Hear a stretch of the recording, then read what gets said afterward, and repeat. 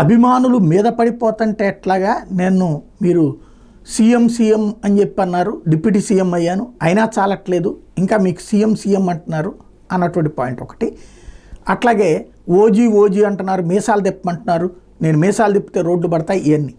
దీంట్లో చిన్న logical technique ఉంది. ఎంత మందలించినా అభిమానులు దూరం అవుతారా? బాలకృష్ణ చాచి చెంపదెబ్బలు కూడా కొడతాడు అభిమాను, వాళ్ళు దూరం గారు. అట్లాగే ఎంత మందలించినా పవన్ అభిమానులు ఎవరు దూరం గారు. పైగా మన మంచి కోసమే చెప్తున్నాడు కదా అనుకుంటారు. అంటే మనకి నచ్చితే అవతలోడు చాచి చెంప కొట్టినా లేకపోతే తిట్టినా తప్పేం లేదని ఫీల్ అవుతారు. ఇది అభిమానికి ఉండే సహజ సిద్ధమైనటువంటి. కాబట్టి వాళ్ళతో ఏ ప్రాబ్లం లేదు. తటస్థులకి ఫీలింగ్ కావాలి. పవన్ కళ్యాణ్ చూడు వాళ్ళ కార్యకర్తలు అభిమానులకి ఎంత చక్కటి హితబోధ చెప్తున్నారో, ఎంత బాధ్యతగా చెప్తున్నారో అన్నట్టు.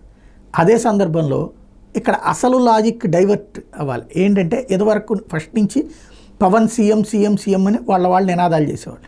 నాకు సీఎం పదవి వద్దని అప్పట్లో మాట్లాడారు. ఇప్పుడు ఆ సీఎం అనేటటువంటి పదాన్ని మళ్ళీ వాడుతున్నారు. ఇప్పుడు డిప్యూటీ సీఎం అయిపోయారు కానీ సీఎం అని వాడుతున్నారు. అది తెలుగుదేశం జనసేనల మధ్య గ్యాప్ రాకుండా ఉండటం కోసం మాట్లాడుతున్నటువంటి మాట. తద్వారా ఆయన ప్రతి పనిలో పవన్ది నిజంగానే వ్యూహం ఉంటుంది. అదే చేసుకొస్తున్నారు ఇప్పుడు.